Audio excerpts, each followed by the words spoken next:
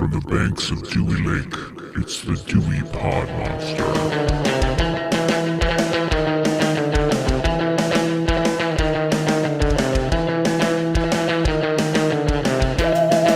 Welcome back. My name is John, and this is the Dewey Pod Monster podcast. This is your weekly podcast about consumption and congestion this week.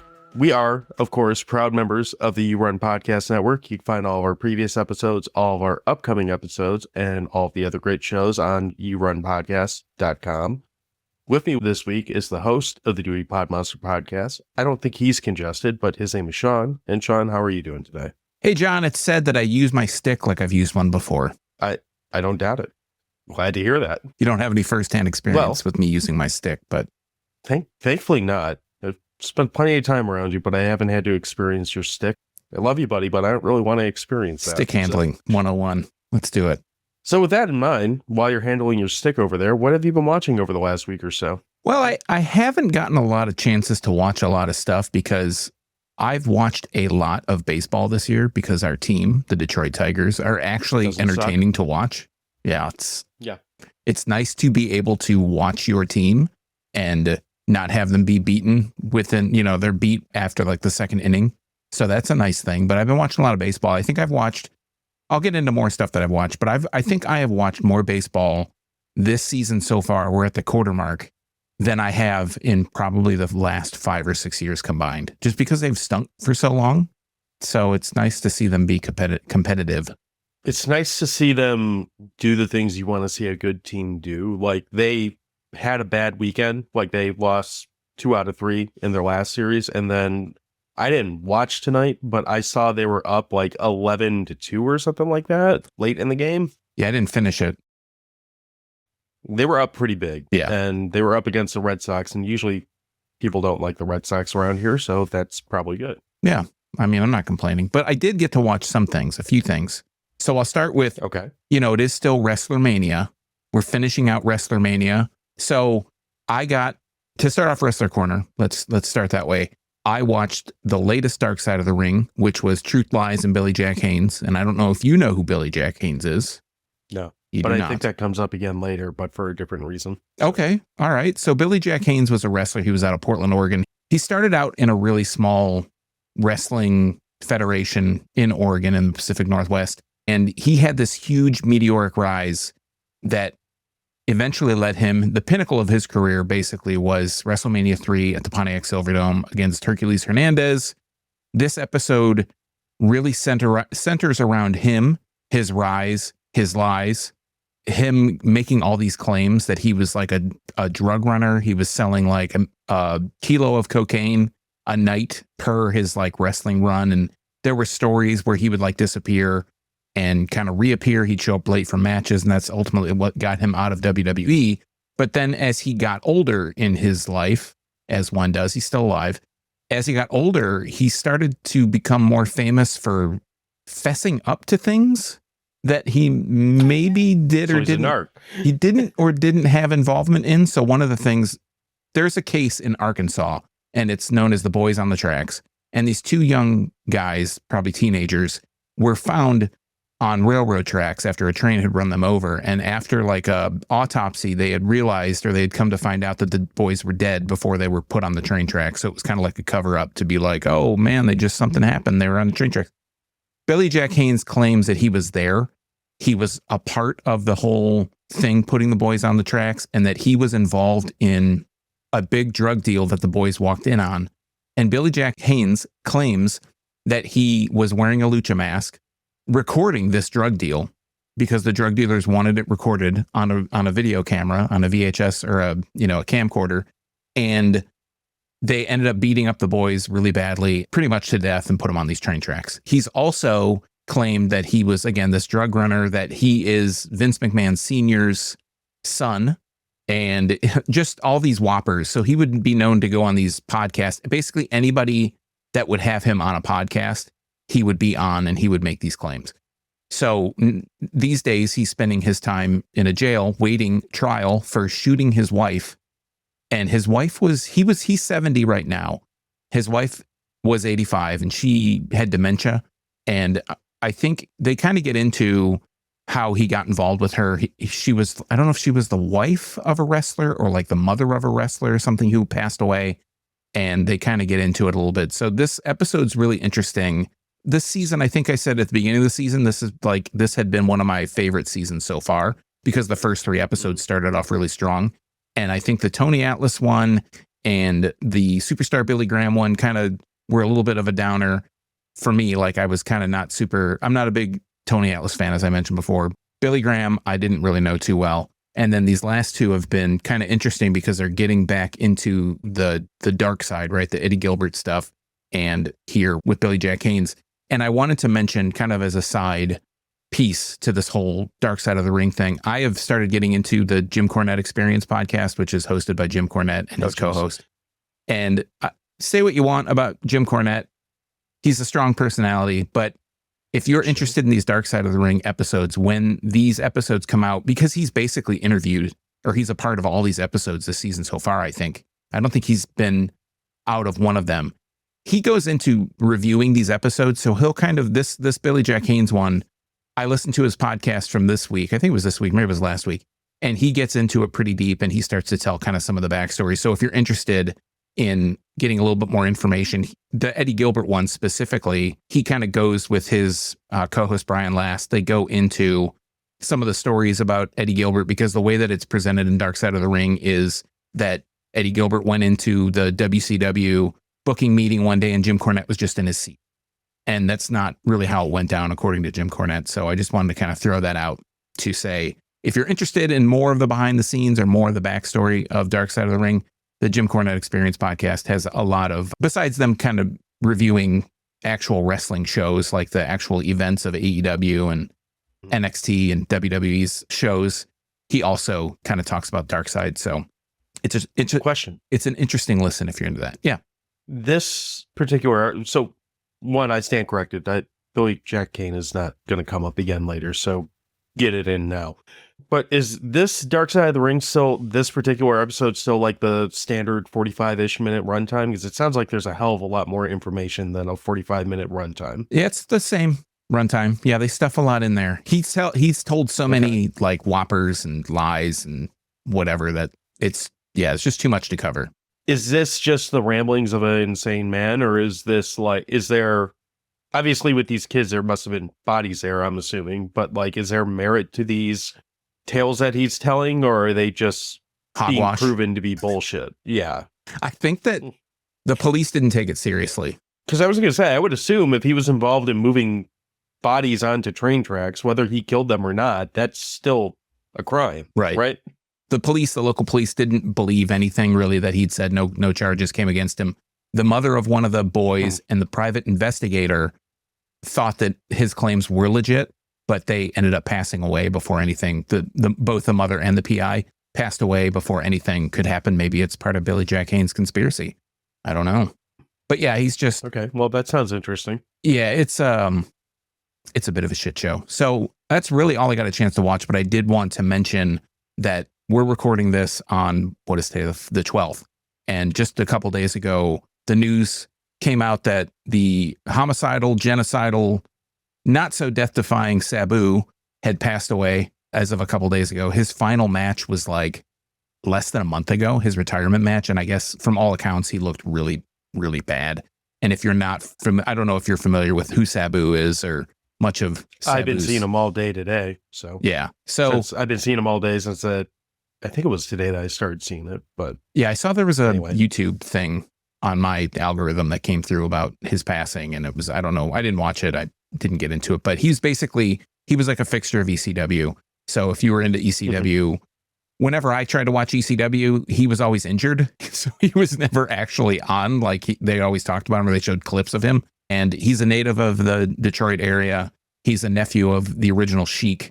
And that was the Sheik that was in Body Slam that we talked about. That was his uncle. Yeah, like I said, I never really saw him wrestle that much, but every time I turned on ECW and he was injured, the image that is like burned in my brain when I think about Sabu are like I think they're called like the Arabian Skullbreaker and the Arabian, there's another, his like finishing moves were these, good name. Yeah, these like leg drops onto people that are on folding tables and getting like smashed through them. So that's That's always my memory of Sabu. I didn't really get to see him wrestle all that much, but I just wanted to kind of mention that because, you know, I specifically talk a lot about wrestling, and I would have felt kind of remiss if I would have not mentioned that Sabu had passed away. Last thing I wanted to mention, I didn't get to see this movie yet, but I wanted to put it on the radar of the audience. And I don't know if you saw my skeet about it, but there's a movie, a documentary that's coming out, or it's being actually screening like within a few days of us recording this, called Secret Mall Apartment.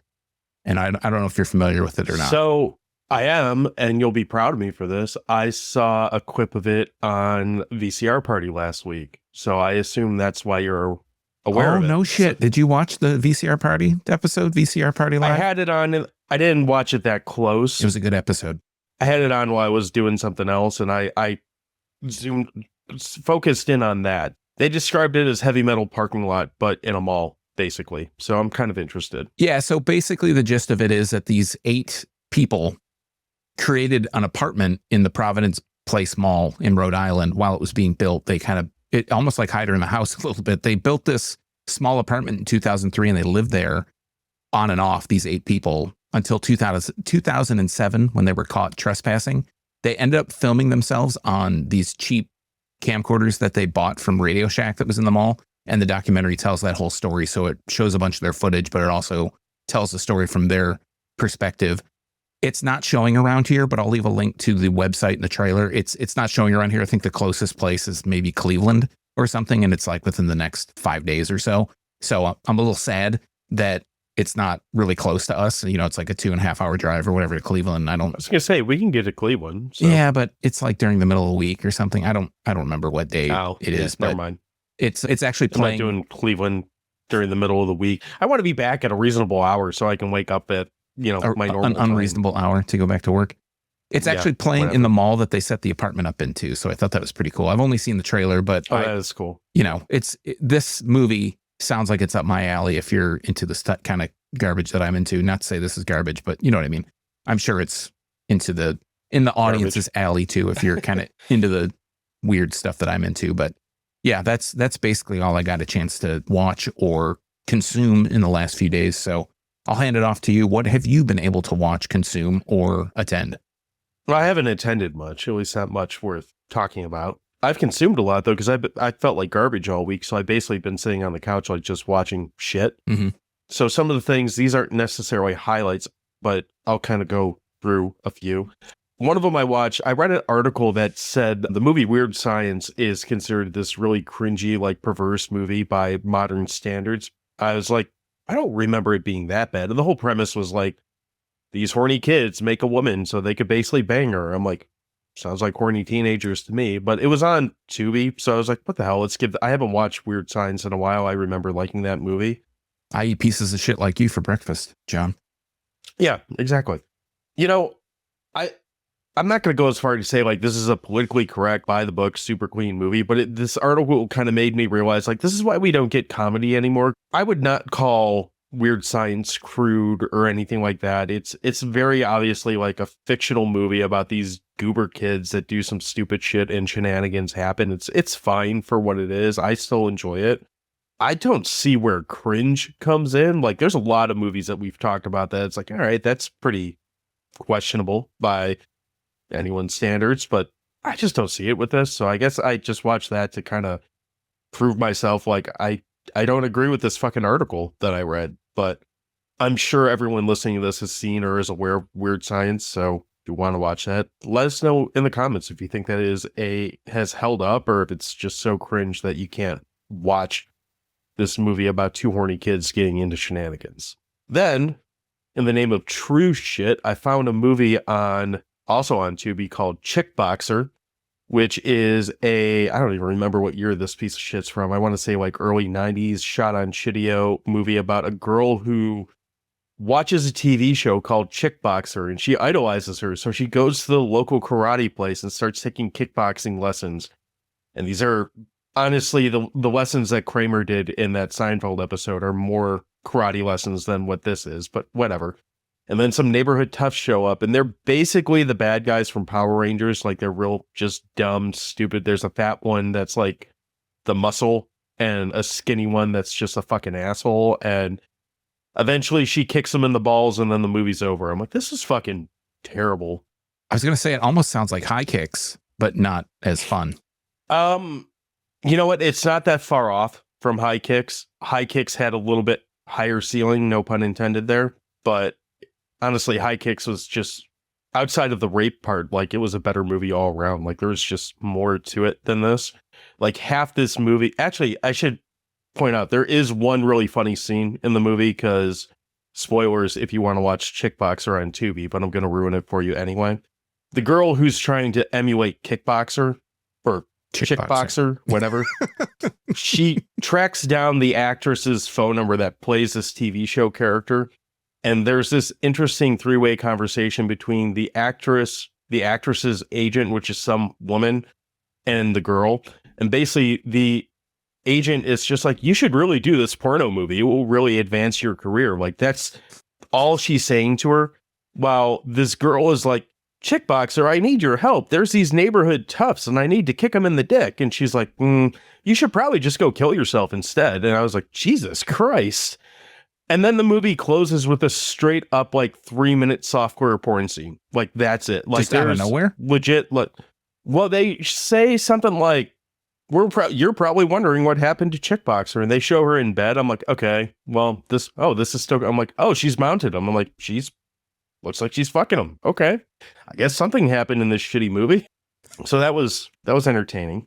Then the last thing I'll bring up this week that's worth talking about, I didn't realize that Conan Must Go was a different show than Conan Without Borders. So Conan Must Go, it's basically the same show, except he's allowed to swear because it's on HBO instead of TBS or whatever he was on before at that point. Mm-hmm.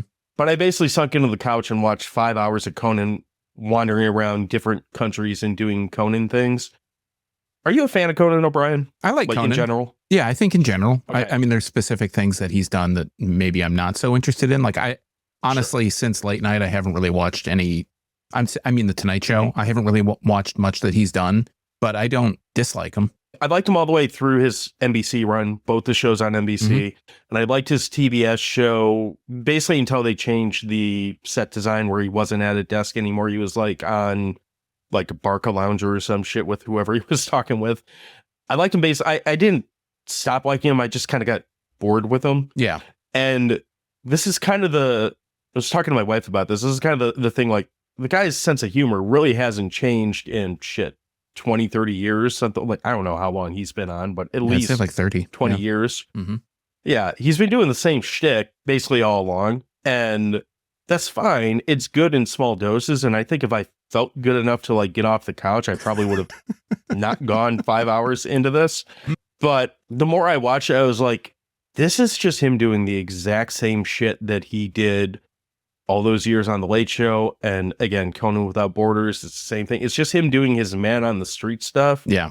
Which is funny. It is good. Like, I do like it. And I did like this show. But, like, holy fuck. Like, I'm glad that there's a week between each episode and that I can't, like, normally binge these because I was like, I don't think I could do another, like, hour of Conan O'Brien right now. I think I need a solid, like, at least week away from him before I even consider putting, his gangly orange ass on my TV again. You need a detox, a Conan detox. I do, but it is, if you like any of his other stuff, if you like Conan O'Brien, you're going to get exactly what you expect out of it. He is 100% the same Conan O'Brien that he's always been. He's still funny. He's still witty. He still dances like a jack in the box that is missing the box somehow. I think it's a pretty accurate description. It's good. It's fun for what it is. And it's cool seeing him like deal with culture shock in like a very Conan O'Brien way. But don't go into it expecting some new experience or some new show. It's a lot of like same Conan. But yeah. But that's on HBO, so you can watch that. So anything else you want to hit on before you switch gears and talk about this week's explosive movie? Let's talk about 4.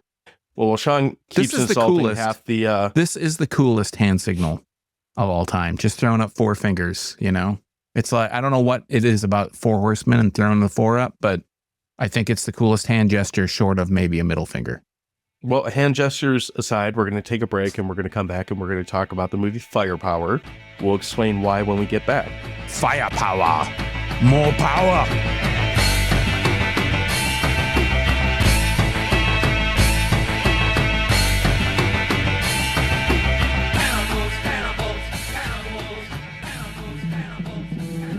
Hey folks, Sean here. Are you a horror fan? Get your fix with the LK the Horror Nerd podcast. Step into the world of spine-tingling thrills, chilling tales, and deep dives into everything horror with the LK the Horror Nerd podcast. Hosted by the incredible Lorelei Kerouac, this show offers a fresh, inclusive perspective on the genre we all know and love. Each episode is a unique mix of movie reviews, TV show breakdowns, book recommendations, video game critiques, and more. With insightful discussions, expert interviews, and a passionate take on horror news, LK the Horror Nerd brings the spooky straight to your ears. Whether you're into blood-curdling scares or thoughtful genre analysis, LK the Horror Nerd has something for you. You can check out LK and the other fine podcasts at yourunpodcast.com. All right, so we are back and we are talking about the movie Firepower. This is the fourth and final episode of this year's Wrestler Mania. Sean can throw up his fours and his hand gestures all he wants. While he's doing that, we're going to go ahead and read our third-party review this week. Again, this is anonymous, another Rotten Tomatoes anonymous person, but this person says this movie is possibly the worst movie with the worst acting I have ever seen. Horrible. My eyes and ears bled uncontrollable for 2 hours after watching this movie. Do not watch this movie. 0.5 star out of 5. And I'll say, we'll get to it. I'm not going to go as far to say this is a good movie, but I think he kind of this movie is not. I don't agree with this reviewer. So, to put it bluntly. But Sean, why don't you tell us to start with what Firepower is and it's about and all that good shit. All right, so for that, we go over to IMDb and we type in the word, it's one word, Firepower, and it gives us a 1993 movie that got an R rating. It's an hour and 35 minutes long. It gets a 5.1 out of 10 with 858 reviews. We're really just, the cream always rises to the top, and that's why we're talking about this movie. One of the lower. It's going to be right around that of like Fat Guy Goes Nutsoid or... Oh, I don't know. I think Fat Guy Goes Nutsoid is a little bit more... has a little bit more of a following. At least that's a trauma movie. It has trauma behind it. Anyways, we're going to read the storyline of the plot. It beat out the nostril picker, unfortunately. Yeah. That's at 598. We'll do the storyline at 598. What is this? 858. It's up from 590 when we talked about it a year ago. I didn't put a review in. I didn't put a number on it. Anyways, we go to the storyline of the plot and everyone know which one's first, but they wouldn't put it on top. They didn't want us to read it first. So it says, in the near future, street gangs have their own city zones where cops can't go. 2 tough cops are sent undercover in one. This is literally word for word what it says. 2 tough cops are sent undercover in one of them to investigate an illegal cure for AIDS. But they must first fight in a death match, and the match is fixed. I'm picturing the old cartoons where like the 2 kids stand on top of each other and put like a trench coat over them so they can go buy movie tickets. That's what I'm picturing now. Yeah, pretty much. So, okay, we go down to the storyline. This one's very long. At least it looks very long on my screen. This comes care of David Choi, who is KDaddy Choi at AOL.com. Thank you, KDaddy. It says, in the year 2007, crime has risen at an exponential rate. Once highly populated metropolises, such as Los Angeles, are no longer inhabitable. These cities have transformed into hell zones ruled by violent street gangs. The hell zone, formerly called the Zone of Personal Freedom, is a safe haven for criminal warpaths everywhere. This hell zone in LA is controlled by a criminal mastermind named Drexel. For the sake of entertaining his crowds of decadent losers and underlings, Drexel has staged a series of lethal, no-holds-barred matches in the Death Ring, where the winner takes all of the glory, while the defeated one shall lose his self-respect, or maybe just his head. Meanwhile, 2 brave cops, Braniff, Chad McQueen, and Sledge, Gary Daniels, must risk their badges and their lives when they enter Los Angeles' Hell Zone. They must fight for their lives in order to expose an alleged black market involving the sale of counterfeit AIDS vaccines. Will the 2 men triumph against all odds in the Hell Zone alive, or will they pay with their lives? So before we get into cast, I'm just going to do a quick clip notes on this for what matters. Yeah, please.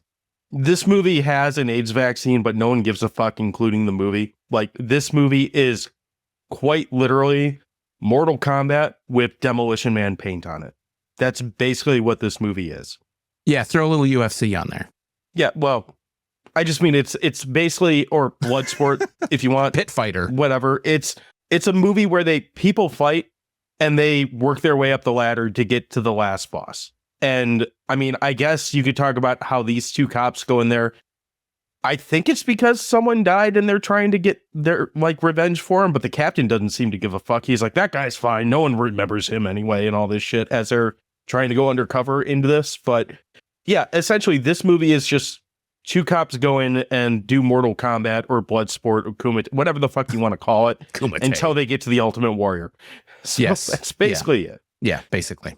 So I kind of just gave away the lead, but who's in this movie? Okay, so we have Chad McQueen, who is Steve McQueen's son. He plays Darren Braniff. He is probably best known as playing Dutch in Karate Kid. I think he was in a season of Cobra Kai near the end. We've got Gary Daniels, who plays Nick Sledge. He is probably best known from The Expendables. He's the Brit. He played Brian Fury in the Tekken movie, and he was Kenshiro in Fist of the North Star. And we also have, as you mentioned, James Hellwig, a.k.a. the Ultimate Warrior. He plays the Swordsman, or as he's sometimes known, the Swordsman. He's a WWE superstar. I think this is his only real role. And we have George Murdock, who plays Captain Croy. I believe it's his only role. You might know him as Testikov from Seinfeld. He's the guy when they say, I heard the original title of the book was War, What Is It Good For? He throws the planner or the watch or whatever it is out the window. And he is the voice of God. Russian. In Star Trek V. That's what he's best known for. Well, there you go. So yeah, I guess we'll start with the usual break the ice here. Have you seen this before, Sean? No, I have not. I have not seen this before. How about you, John? Have you seen this before? No, but this is one that I've found just kind of thumbing through whatever I was thumbing through on the internet. And it was one shot of Warrior just beating the fuck out of someone. I was like, I don't know what this is, but I feel like this is a movie that we need to talk about at some point. So you're saying this is your fault? Yes, this is my fault. And this movie might be the reason responsible for this entire month of wrestler movies, because although a lot of these we probably would have got to eventually, I really think I pushed for this because I just wanted an excuse to watch this movie, for better or worse. Is that fair? Yeah, I think this was the building block of we built the rest of the theme month. We had, obviously been threatening it for a long time, but I think this was the building block that all the other movies we can talk about They Live. We could talk about Body Slam because I had seen it and it had wrestlers in it. That was a thing. You wanted to punish me for making you watch it? So. Well, I mean, I think I punished myself too, if I remember correctly. And then we had The Condemned, which, Stone Cold, right? Right. And obviously there's no shortage of other wrestler movies that we can get around to. There's some big ones that obviously we haven't talked about yet. Some horrors. But there's some horrors. There's some horrors. There's some, children's comedies. All that shit. Honestly, this movie I hadn't seen it before this week either. And I went into it with about as low expectations as you could get. I really didn't know much about this movie other than it has the Ultimate Warrior in it. And I knew he was the bad guy. That was it. I didn't even know he was the bad guy before actually watching it. I gathered that's what it was, but I wasn't sure.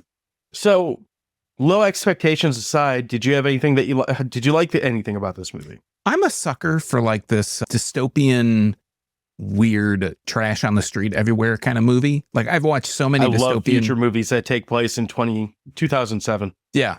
I've seen so many so many dystopian movies. Let me correct that. With trash floating everywhere in the city or, in the West, in the desert. I'm a big fan of dystopian movies in general. I've watched shitty ones like The Aftermath, which is it plays in somebody's basement where they crumpled up, construction paper and said that was a mountain. I've seen them all, so I'm always interested in that backdrop. And this one, while the whole AIDS vaccine, the counterfeit AIDS vaccine, really doesn't have any bearing on the entire story. It's just kind of a plot device, like this MacGuffin that never really gets... If that. I don't even know if I would go as far to call it that, but yeah. But yeah, they're kind of trying to find who's behind the manufacturer because people are dying from this fake AIDS vaccine. So I guess I liked the build up to the story, even if I didn't like the story so much. And I did appreciate that some of the guns shot like lasers, even though they were just regular guns. I always love a good laser in a movie, a good drawn cell by cell animation of a laser like shooting across. And I always appreciate toy vehicles exploding and being represented as like a real thing. That's always a big fun thing for me. But I want to hear some of your likes because I have other things that I actually did like about this movie. I actually like dramatically more than I expected out of this movie. So I agree with you. I didn't know this was going to be some dystopian future thing, but I was not mad about seeing it. I kind of got immediate.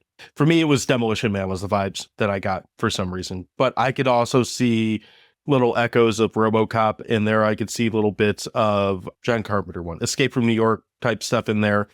So again, pick your dystopian future. Either way, this was not by any way, shape, or form the best of those dystopian bleak outlooks, but it worked for what they were trying to do. Whoever the pyrotechnics guy was on this movie, I can't imagine the budget was very big on this, but he did a hell of a job because they blow a lot of shit up in this movie, sometimes for reasons unknown still after watching it, but it was fun. I don't really give a shit why it happens. I like that there are times when cars get blown up that there's nobody in, and it's like the cops just shoot the car to blow it up.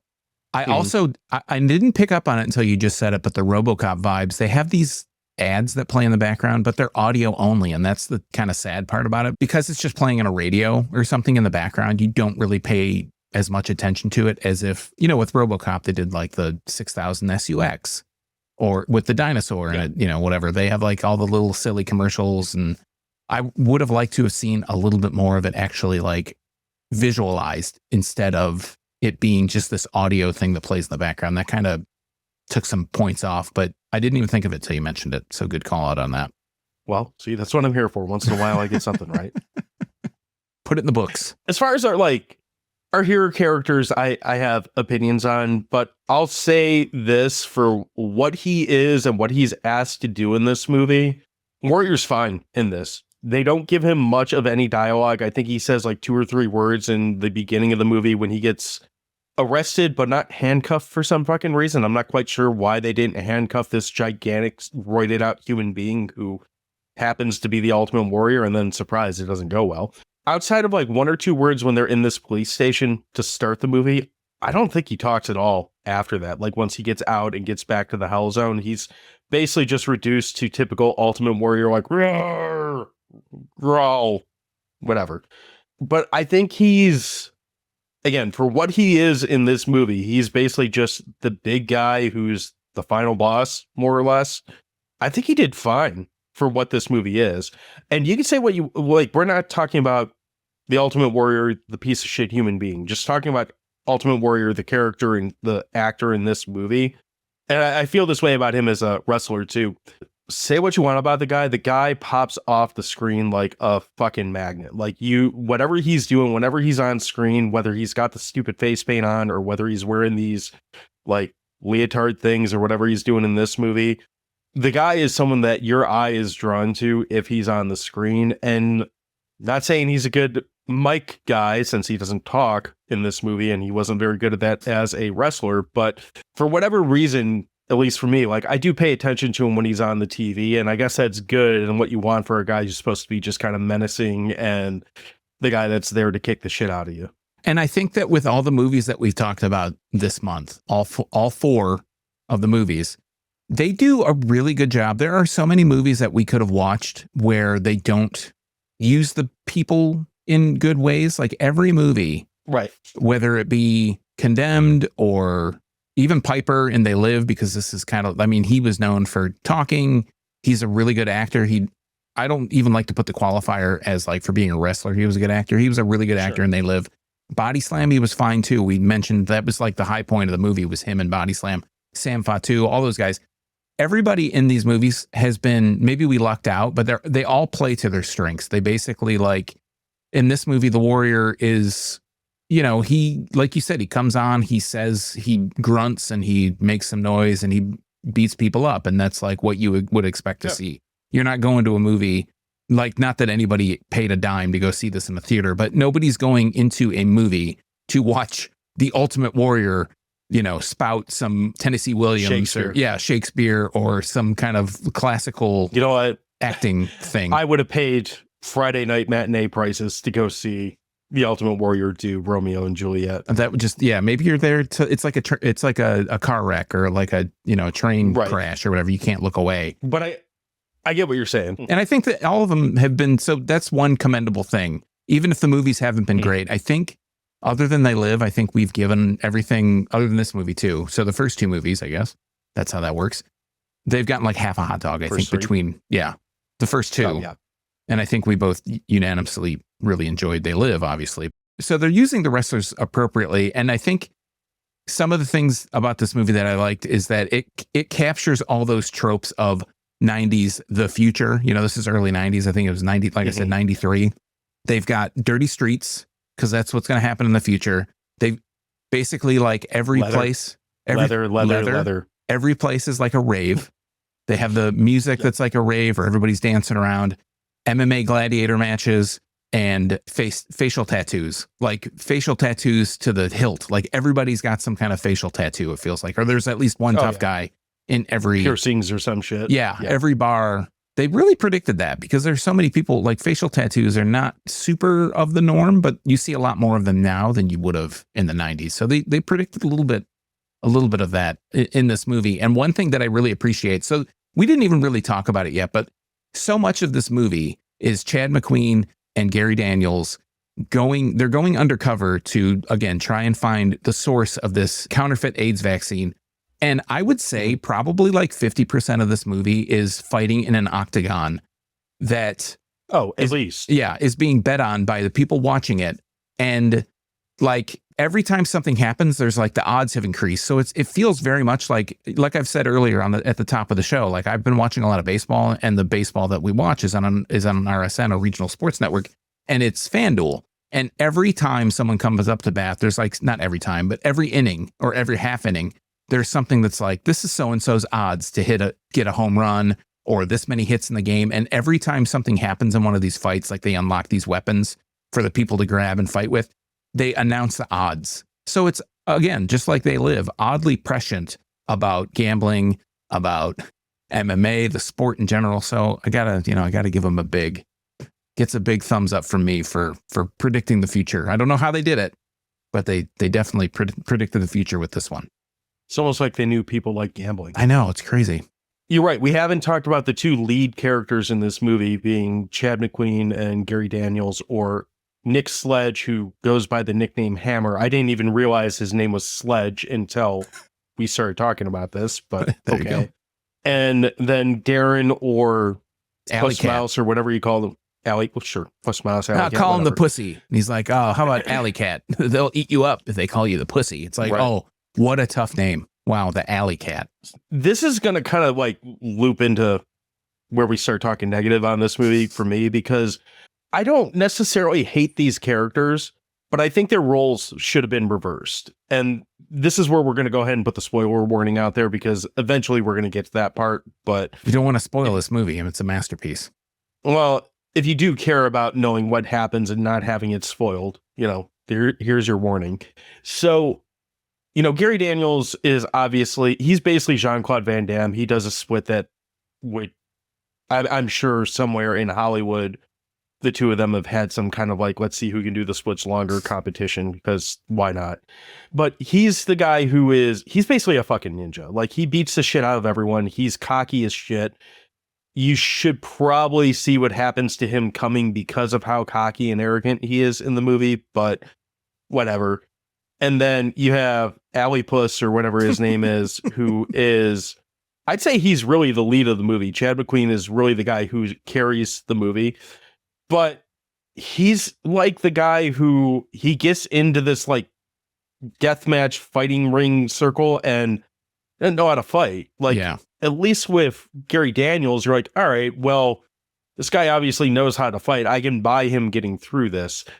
So it's kind of entertaining in the sense like, okay, well, he just kicked the guy in the balls and then put his foot up his ass and pinned him or whatever. So I guess he won the first round, cool. And he just keeps kind of dumb lucking his way up the ladder. I was like, I don't feel like that would work, but that's what we're getting in this movie. So all that aside, when the movie gets to the apex of what's going to happen, I wouldn't say as the third act basically gets kicked off and Gary Daniels gets what Gary Daniels gets, it kind of pissed me off. I was like, I feel like they should have reversed him, because I would have rather had him carrying this movie and be the one who's, well, there's two things they could have done that I would have liked more. I would have either had them flip and have their fates be like just on the other side of each other, because it would have made way more sense to see Gary Daniels get in the ring with Warrior in this movie, just because I feel like it would have been a better fight. Because ultimately the end fight that we get is kind of lackluster. Yeah.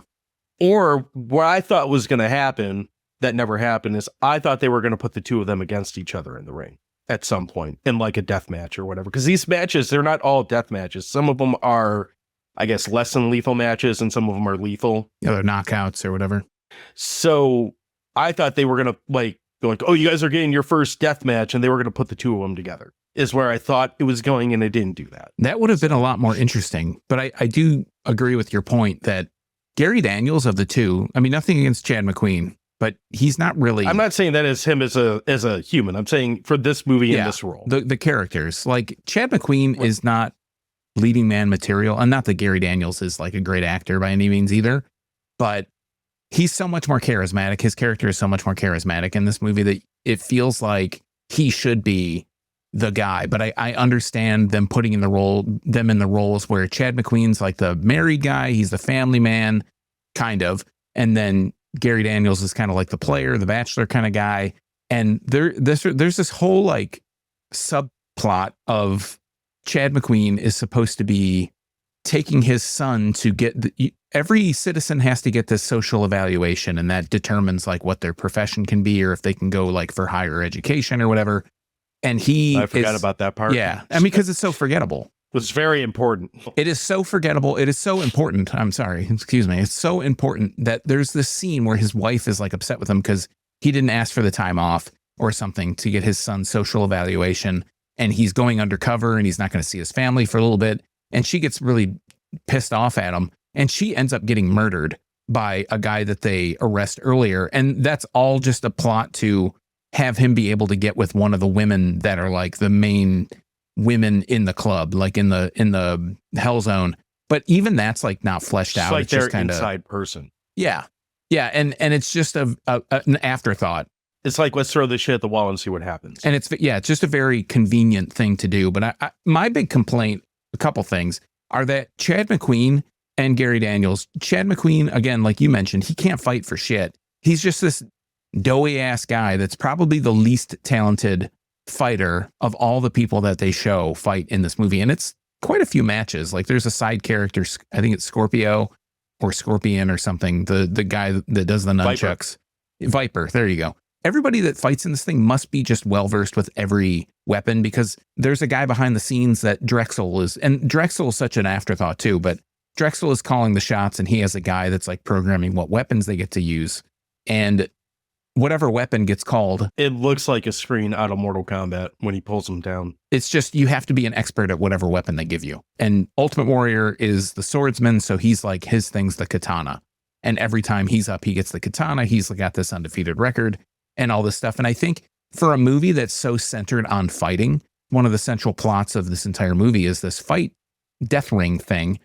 The fights are just really, to me, was just really boring. Like there was nothing that held my interest. It's one angle generally. They might switch to angle every once in a while, but there's no real excitement to the fights for me.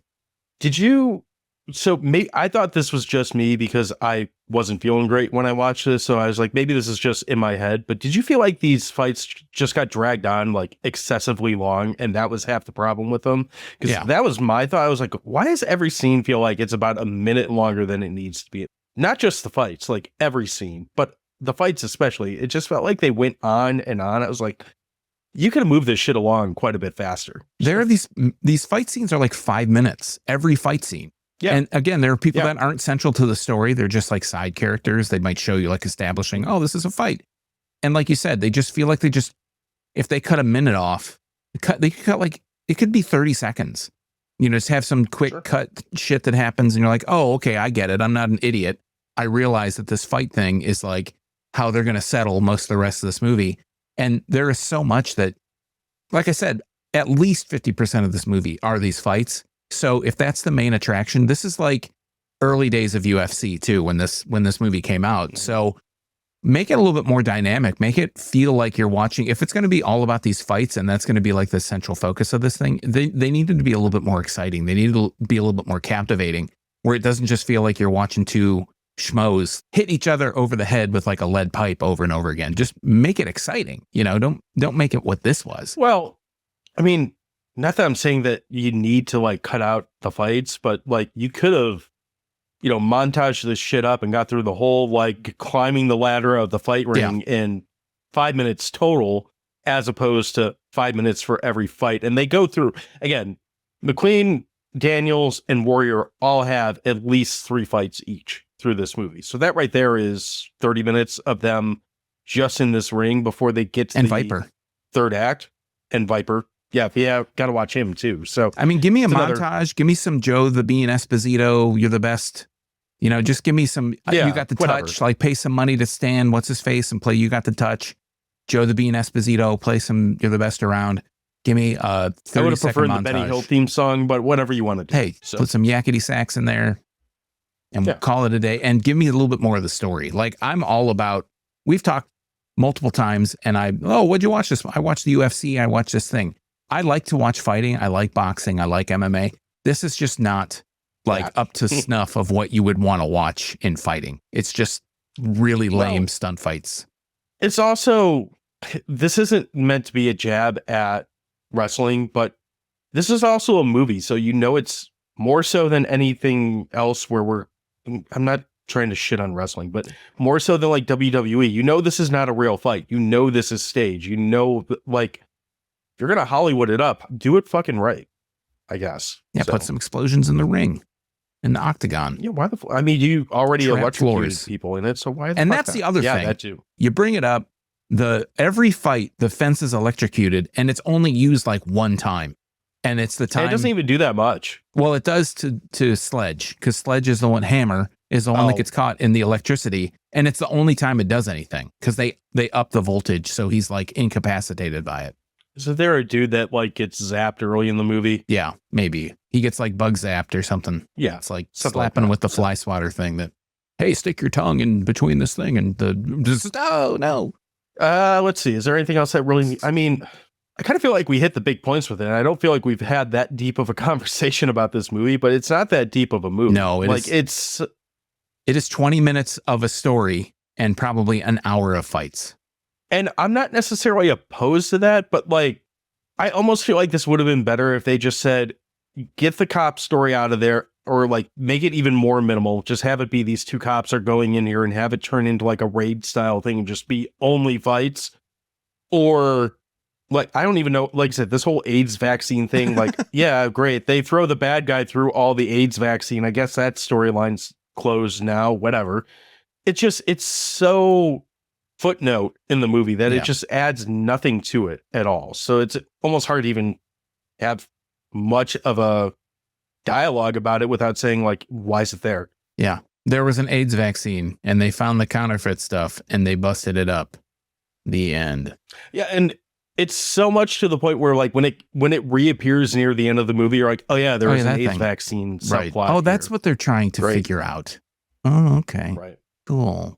But even that, like, I was like, I thought they were down here, like, avenging some dead cop or something. Like, I thought that's how they got down. I don't think they even are. So, whatever. They're down there. Yeah, they're down. I mean, that's like, sometimes I do, I try to clarify a little bit sometimes because, you might tell us the cliff note and it's like, oh, yeah, no. But there's more of a there's no more subtext to it. This is what it is. It's an excuse to have a bunch of people fight on screen. And my biggest I'd go as far to say it's an excuse to have the Ultimate Warrior in a movie. Yeah, I think so. And my biggest complaint, and I think you're going to know, It's a thing I've been fucking railing against in the last. Yeah, I already know. At the end of the movie, we get a freeze frame. We get a fucking freeze frame. Yeah. Really, guys? This is how we're going to end this movie? A freeze frame? Okay. I mean, I guess it's par for the course. I remember my ship viewing set, I was like, oh, he's going to fucking love that. In your delirium sickness. Yeah, it was wonderful. I don't have a whole lot to add with it. Again, it might sound shitty, but I'm not mad at this movie. So unless you got something you want to add, I'd say we fire up the grill and then get to our question of the week.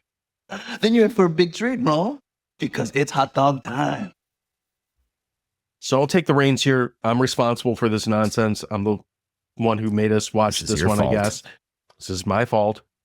I'll give it a half a hot dog. Like, this movie's not good in a lot of ways, but it's got enough dumb shit going on that it's like, all right, well, the plot sucks. The acting's not great, but when the Ultimate Warrior's doing things, it's entertaining. It's got a bunch of fights and a bunch of explosions and a bunch of guns going off and shit like that. It's pretty much just an hour and a half of mindless entertainment with a lot of half-naked dudes beating the fuck out of each other. So you could do a hell of a lot worse, to say the least. Again, aside from if you really want to break down the problems with this movie, then yeah, it's a piece of shit. But if you just want to watch something for the sake of watching it that has Warrior being a dickhead and like blowing shit up, here you go. So yeah, it's half a hot dog. It's worth watching. I don't know that I would go back to it, but I could totally see this being, if I hadn't already watched it, like if I was watching this for the first time with like group of guys, beers, all that shit, I could see having fun with this just because it's so mindlessly like, here's your chum. It's fast food in movie form. Whose hot dog is that yours? So I guess that there's a couple good things about this theme month so far. Number one, it's over. That's good. Number two, You said that a lot at the end of these. None of the movies that we talked about this month ever put the wrestlers in positions of things that they can't do. And that's basically what Ultimate Warrior does in this movie. He essentially acts just like his WWE character. Unfortunately for me, I don't feel like that can carry the rest of this movie. The performances just overall, I thought they were pretty lame. The story itself is really non-existent other than it happens. Like there's a story that's supposed to happen in between these fights that we get to see a lot of. And it's really just, I don't know. It's just these low level, like under UFC, like minor league fight, local fight tournament, MMA, tough guy fights. It's really just a few minutes of actual substance. I wasn't expecting a lot. I know you mentioned your expectations were super low. I was expecting, mine weren't high, but I was expecting just a little bit more than this. So, I mean, I'm torn. I really want to like the movie, but it's just too little to actually justify recommending this. Like, I don't know if I would, as like pretentious as it is to say, like, if you like movies like I have mentioned in the show that I like, you'd like to watch this. I don't think this is one of those. Like, I wouldn't be recommending this to anybody. I do see your point though about like getting together with a couple friends, drinking some beers, maybe watching this, because it is very mindless. There is nothing to follow. Like, you could just look at the screen, say, hey, there's two guys fighting again.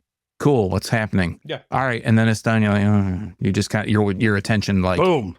Yeah. The shiny object catches your attention, the next thing. So I really can't even be bothered to give this a hot dog. And I have to say, like, I have no idea why this movie is called Firepower. There are some explosions that happen, but it's not related necessarily to anything firepower related. So I don't really understand why the movie is called Firepower. I don't know if there's like an alternate title or not. I don't know. There is. The alternate title is Fire Force, and it's equally as bad as Firepower, I guess. I don't know. Okay. I mean, what do you want to call it? Octa or Hellzone Beatdown or something? Yeah, even like Hellzone would be, I think that'd be a better one. I do have Actually, a good that'd quote. be a better name for sure. I do like the quote that the captain comes in and he says, "You both look like pieces of fried shit." That was a high point to me. You both look like pieces of fried shit. Well, thank you. We all need motivation from somewhere. Yeah, true. So we did ask a question this week, and it's kind of related to this. This is inspired by this movie because, again, this is the only movie that we're aware of with the Ultimate Warrior in it. So this week's question is, which wrestlers who never made it to the big screen, but you think would have crushed it in the movies? That sounds terrible. Are you sure that's Anyway, what it says? Sure about that? that's what it says. I'm not sure that. No, I'm not now. I guess, but people answered. So over on Instagram with this, what wrestlers that were not in movies that you would like to see? The first person we have that answer was our friend Sam, who's over at Feature Creatures DTF, and he says, legit, the answer is Ric Flair. He made appearances in movies, but had more charisma than most of Hollywood combined. Wishful answer is the Hurricane. Did Ric Flair was in ever Body lead a Slam. movie? Oh, I He don't wasn't know. Body Slam, but he's saying he had a bunch of appearances, of but course. he never. I don't think so. I mean, I could look it up, but the thing that's really hard to like. He's been wrestling since like last Thursday, so. Oh, as of last Thursday? It's a joke. Oh, wow. Clearly a bad one. Yeah, it's pretty good. Liked it. That's a funny one. The thing that's hard on IMDb to look up about wrestlers is they have so many credits, but it's all like wrestling videos, and you're kind of like, oh my God, like I'm trying to research. Has this guy that I'm thinking of that someone else answered, have they ever been in a movie? I guess not. But yeah, I don't know. So no, yeah, totally, dude says Billy Gunn always had a Bill Paxton quality about him. I don't even know. I'm not familiar with Billy Gunn. He was part of he was in not NWO. He was in the Generation X. He was like the tag team partner of Road Dogg. Okay. One of those guys. I didn't really watch that era or that group in that You era. weren't the Generation X era wrestling fan? No. Oh, John. No, I had lost interest in it and then kind of came back to it a little bit, but never really got into them. Blonde guy. I think his son wrestles or something. Fair enough. Our friend Scott over at You Run Podcast says Virgil would have been a great actor. Okay. I want to hear the follow-up to like, what do you think Scott, what do you think Virgil would have done? I hated Virgil. So maybe it's just my bias. I thought he was a horrible wrestler person. So Scott, we'll steal a bit from your show. If you want to send us a message, we will play that on our show soon. If you want to tell us what you would like to see Virgil doing in a movie, please let us know. We'll make sure to include it. And just to piggyback on that, anybody that wants to send in voice messages as to their answer or video, I mean, we probably won't cut the video in, but yeah, send your voice messages in, send it up through social media. We'd love to include it in the show. Absolutely. Over on Threads, we actually had people answer on Threads this week, which I was pretty impressed by. That doesn't Threads happen is still a thing? often. Apparently. Kurt Hennig, he was an amazing all-around performer. I don't know Kurt Hennig off the top Mr. of my head. Perfect. Said, oh, okay. Well, Come he would be on. perfect for that. He would be perfect. This one's close to what I was thinking. Justin over at Pop Culture's Reflection Podcast said Owen Hart would have been fun in movies. I'm going to jump to the front of the line and say one of my answers would actually be Bret Hart. I'm surprised that I know he was on The Simpsons for an episode, but I can't think of him being in a movie. I know he's been commercials too, but he was like the face of WWE for a good decade at least. I'm kind of surprised he never got a role as some kind of like goober kid movie or something like that. Oh, I don't know if he was the face of WWE, but WWE. He was one of, if not. He's not. I mean, his mic skills are okay, but he's not. I don't think he's really acting material. No offense, Brett. I'm not saying I thought he would be. I didn't think he would. I didn't think he'd be good. I'm saying I'm surprised it didn't happen. So yeah, I think it's the accent. People can't. They don't understand Canadian. They don't know what it's about. No, what's it all about? I'm sorry. Here's $1. Just ran the show off the rails. Jeez. No. So Misha Swerma wrote a book, and I'm just going to cut right to the chase. And they said DDP because they wrote a book. I could see him giving a self high five in a movie. He's probably been. Wasn't he Ready to Rumble? But I don't think he was like featured. Well, player. that's what this book is about. Is there's so many people in Ready to Rumble and all, and great, but I'm not reading all that. And then let's see. Last one over on here on Threads is Whipped Cream Wilmy says, considering the time period, I would like to could easily see Paul Bearer doing a character, acting roles in a lot of 90s movies, maybe recurring bit parts sprinkled in through comedies. And that's the other one that I would piggyback on. I don't know if he's ever done it, but again, he didn't have a lot of obviously talking going on as a wrestler, but Undertaker's been popular for like decades too. So kind of disappointed he didn't get a horror movie at some point or something like that. Kane did. That was one that we threatened each other with for this month. And I'm not sure if I'm glad we didn't do it or not. I have to say, guess we'll find I out. appreciate, like, I don't necessarily line up with a lot of Mark Calloway's opinions on things, but I have to respect agree. him. I have to respect him wholeheartedly on keeping that gimmick for like forever. Because I don't think decades. What's that? For like 3 decades. Oh, I thought you said Walker told me I had AIDS. No. What? Where the fuck did that when come I'm from? talking, I can't hear what you say all the time. He didn't really like give up that gimmick till he retired. I mean, he was the American Badass. He was all that stuff, but like he was the Undertaker 24/7, or at least in the public eye. So you got to give a lot of respect to him. And Percy Pringle, I don't know where Paul Bearer could have fit in, but I would have watched whatever he could have fit into.